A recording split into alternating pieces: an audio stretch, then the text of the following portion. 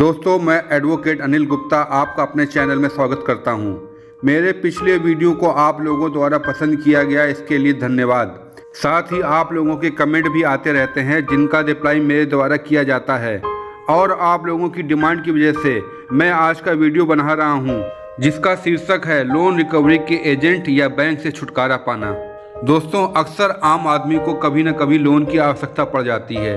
Loan कई प्रकार के हो सकते हैं, जैसे personal loan, secured loan, unsecured loan, property loan, education loan, car loan और कंज्यूमर लोन। दोस्तों, लोन होने के बाद आपकी इंस्टॉलमेंट फिक्स हो जाती है, जिसमें लोन का ब्याज और प्रिंसिपल अमाउंट मिक्स होती है।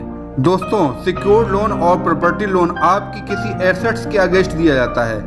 यदि लोन का रीपेमेंट नहीं हुआ है तो बैंक आपकी एसेट्स को सेल करके लोन को एडजस्ट कर सकती है। लेकिन bank personal loan, consumer loan और अनसिक्योर्ड लोन को बैंक आपके पिछले रिकॉर्ड एवं आपकी इनकम को देखकर करती है। अगर आप इस प्रकार के लोन का रीपेमेंट नहीं करते हैं तो बैंक के पास अपने लोन की रिकवरी के लिए अपने कस्टमर की कोई भी एसेट्स मॉर्गेज नहीं होती है। इसलिए बैंक इस प्रकार के लोन की रिकवरी के लिए आपको रिमाइंडर या नोटिस भेजती है। रिमाइंडर मैसेज या फ़ोन कॉल के माध्यम से हो सकते हैं।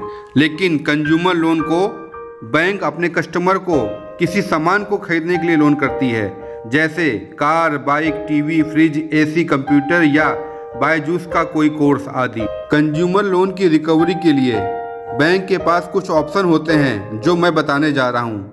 नंबर 1, कंप्यूटराइज कॉल रिकॉर्डिंग भेजना इंस्टॉलमेंट जमा करने के लिए। नंबर 2, लगातार मैसेज करना।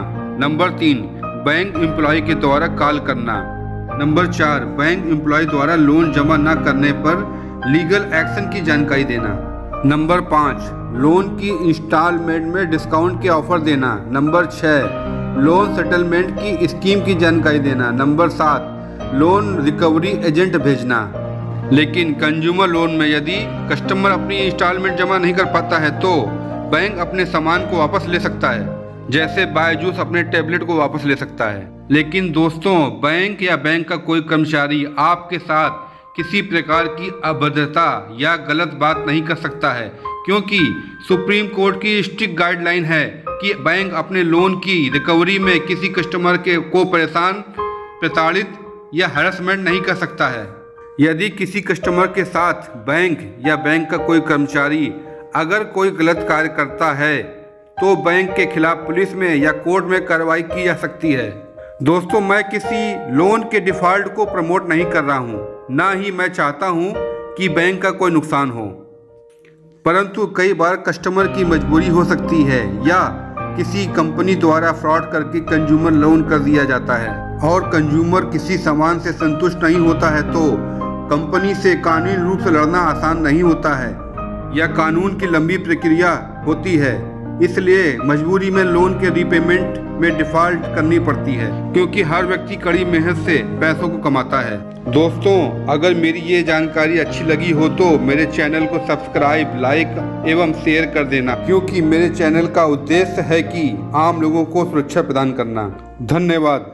आपका दोस्त एडवोकेट अनिल गुप्ता।